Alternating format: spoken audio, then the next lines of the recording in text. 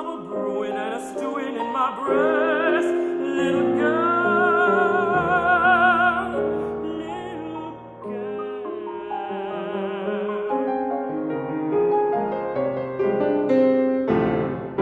What's the matter with the weather? What's the matter with the breeze? Little girl, little girl. What's the matter with the locusts that's a-singing in the trees? Little girl, little girl. Why they knows they ladies love 'em, and they knows they love 'em true, and they love 'em back, I reckon. That's like eyes are loving you. That's the reason there's a weaving and a sighing through and through. Little girl, little girl.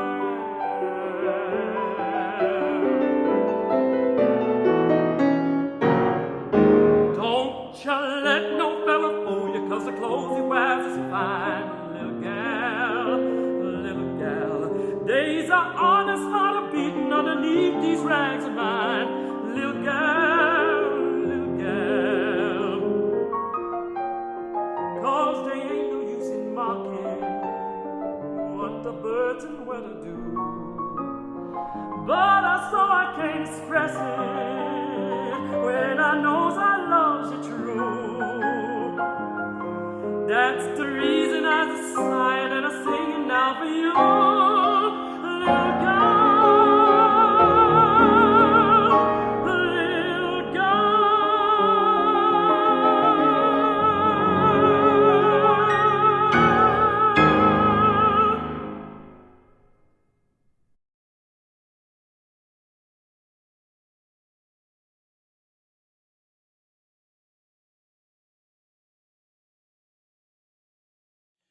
So thank you very much, Leslie Adams, for joining us. It is our honor to have you with us today. I wanted to start off by asking you a little bit about yourself and your upbringing and how you came to the world of composing for the voice specifically.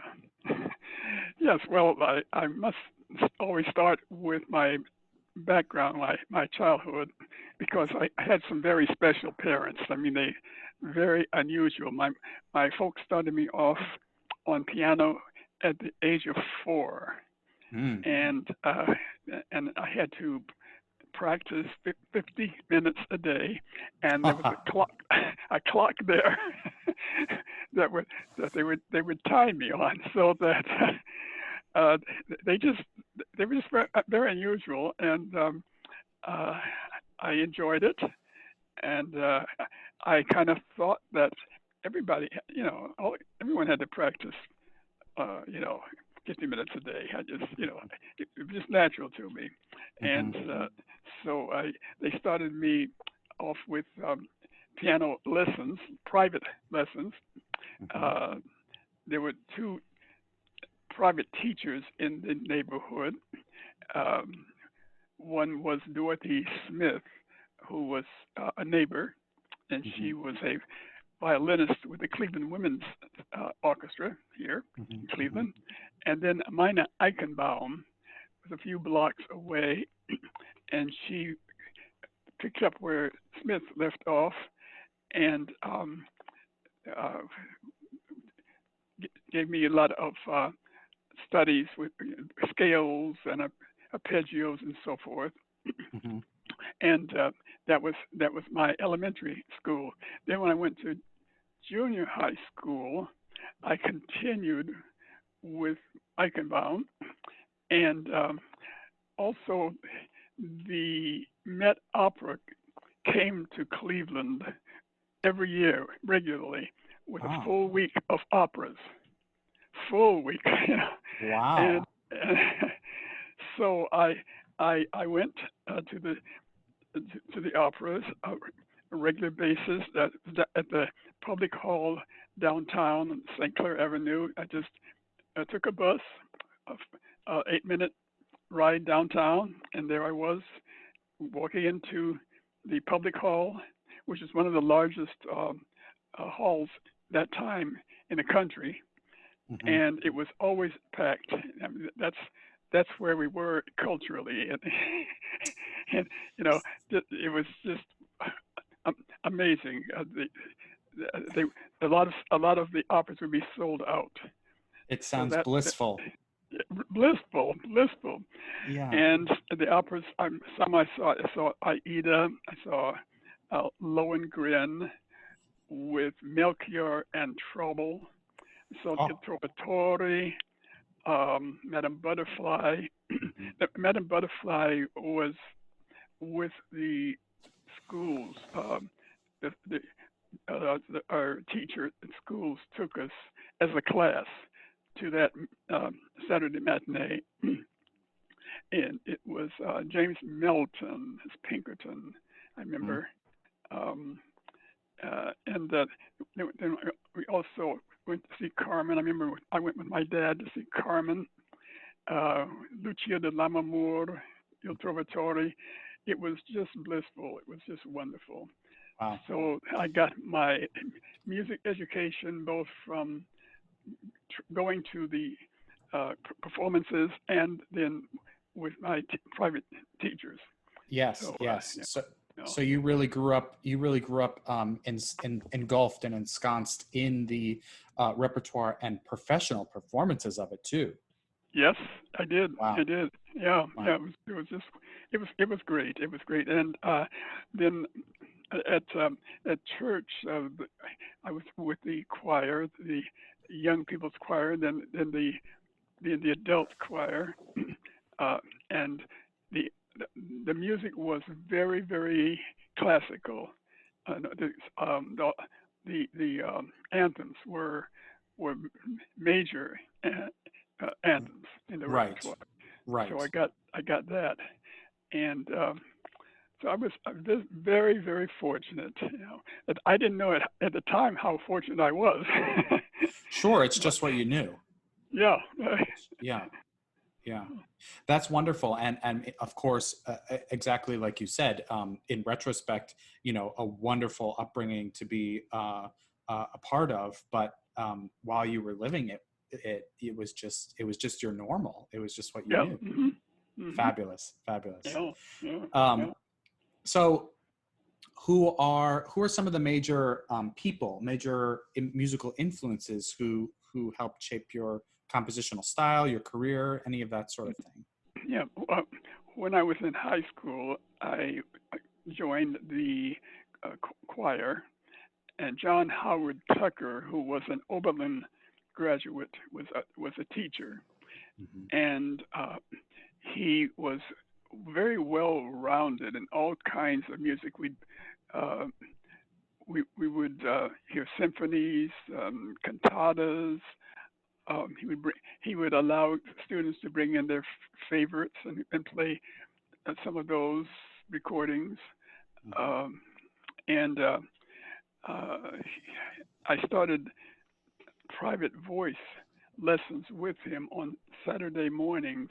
Mm. I go downtown to his studio, and he would give me a 50-minute lesson. And then he also featured me in the choir quite often, singing solo parts, Mhm. and so it was wonderful. And he used all the regular repertoire of So when I went to college, I know I had gone through a lot of the things that Tucker had given me. So Mhm. uh, Mhm. it was great, and he was the one who influenced me about Oberlin. He kept talking about, Leslie, you should go to Oberlin, and I didn't think much about it except that when I finished uh, Glenville, that's all I ever heard. So I tell my parents, that's where I like to go, Mhm. and they put me through Oberlin. They paid for my room, board, tuition, everything. I had it Wow. all laid out. And I studied with Robert Fountain voice. Mhm. In fact, when I went for my audition, I auditioned with him, and he said he would like to have me as a student. So I I studied voice with him. I took uh, two 50-minute voice lessons with him, and that was every year that I was there. That was 4 years, taking two 50-minute voice lessons, a week. And I also sang in his a cappella choir, and Fountain was noted for his choir, and we would take a tour in the spring and sing in various places where there was some interest and requests, and 3 of those included Town Hall in New York City. And, wow. And we always get good reviews. And Fountain was a good friend of Robert Shaw. And, they were very much along the same lines. And Fountain was a wonderful voice teacher, but also noted for his choir, his choral work. Sure. And so I was very, very fortunate. At Oberlin, I started studying composition with Herbert Elwell. Herbert Elwell was a music critic at the Cleveland Plain Dealer, and he was on the faculty of Oberlin College. And Joseph Wood was the other teacher. And I will say that they made the most influence on my composing. They encouraged me, and they seemed to understand what I was trying to say musically. Sure. It was wonderful, And so I credit them above all other teachers with my composition. That's amazing to hear, and it's wonderful that you found a real home and a comfort at Oberlin amongst not one but 2 teachers who you feel really understood you as a person and as a budding composer. Yes, I feel very comfortable and very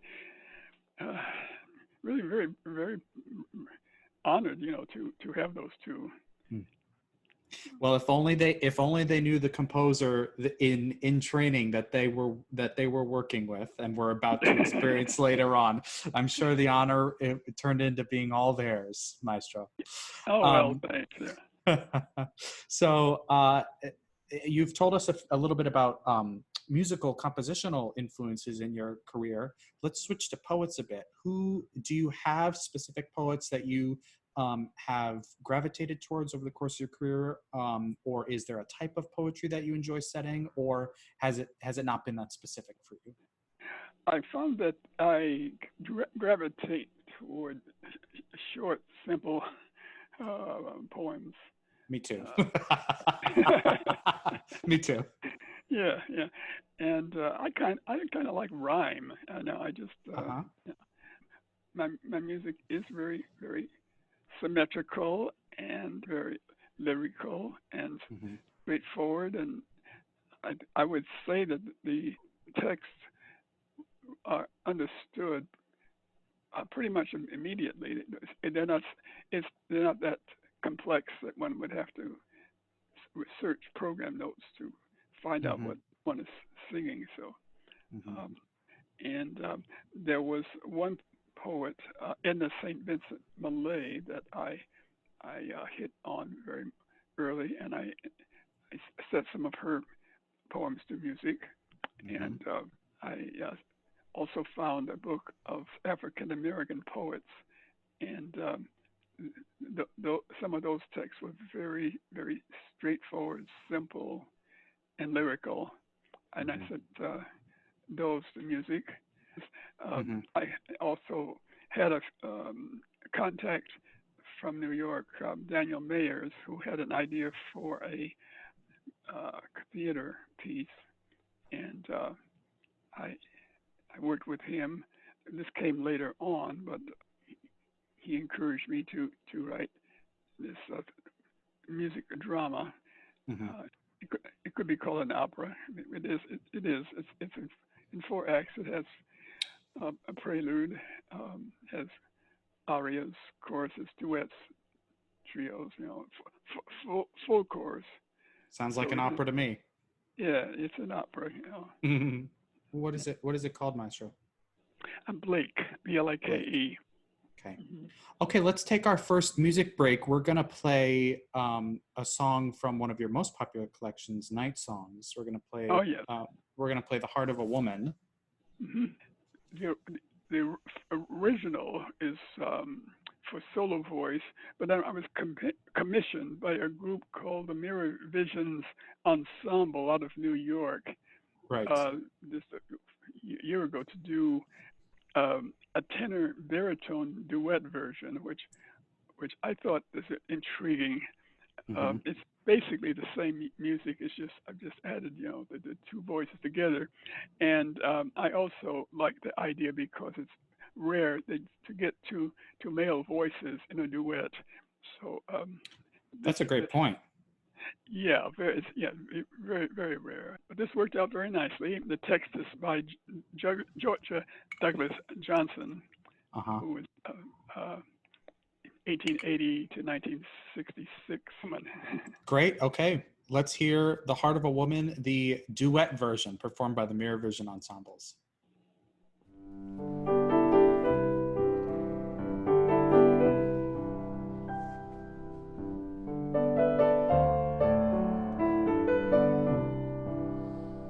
The heart of a woman goes forth with the dawn, as a lone bird's soft winging so restlessly on. Afar all life's turrets and vales does it roam, in the wake of those echoes the heart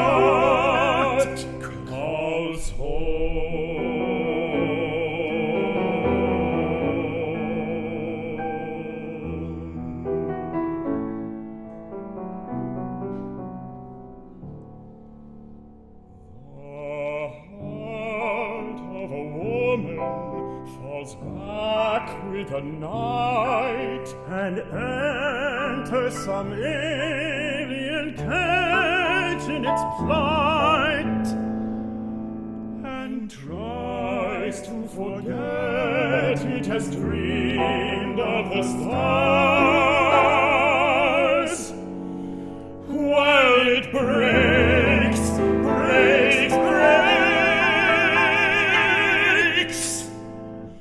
on the sheltering bars.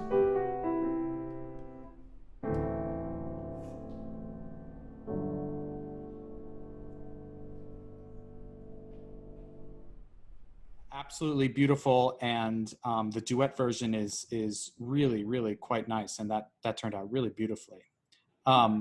So Night Songs is one of your most popular collections of songs that is most often performed. I'm curious to know if you have a set that you hope to see programmed more of in the future, if you think that there's a set that deserves a little bit more of a spotlight. Oh yes, Daybirth is a collection that is very rarely performed. Mm-hmm. The text is by Joette MacDonald. She is a poet and educator locally. She lives in Vermillion, Ohio, and I'd say 17 of her songs to music. And she is, I would say, she leans toward religious subjects. And I don't know if that was the reason why people didn't pick it up so much, but I think it's more spiritual. I mean, I look at it as just a spiritual rather than religious, and I enjoyed setting them to music, and when they've been performed, they've always been well received. So I would like to see that, more called for. Sure, absolutely. And what was the title of it again? Daybirth. Fantastic.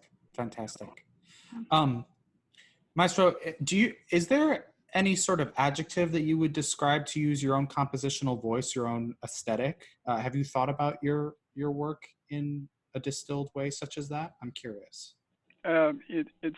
It's very lyrical. I think most Okay. of my music is lyrical. Sure. That's not to say that it doesn't have some life to it and variety Of course. to it, Of course. basically, and basically, I think that I was, even though I started off with piano, I gravitated toward the voice. I mean, after 4 years of voice study, a private voice study, Mhm. and then with the Oberlin College Choir, also 4 years, and I have also conducted choirs uh, in the colleges throughout my career. The voice is my main instrument, but I have done orchestral things too, and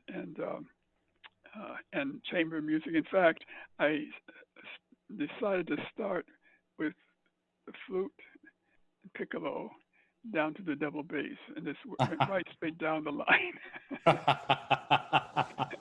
a natural progression. Yes, yeah. Wonderful. Yeah. Okay, let's hear one more of your songs. Again, from the Night Song collection. It is the namesake of the collection. It is Night Song, and it is performed by the fabulous singer Reggie Smith.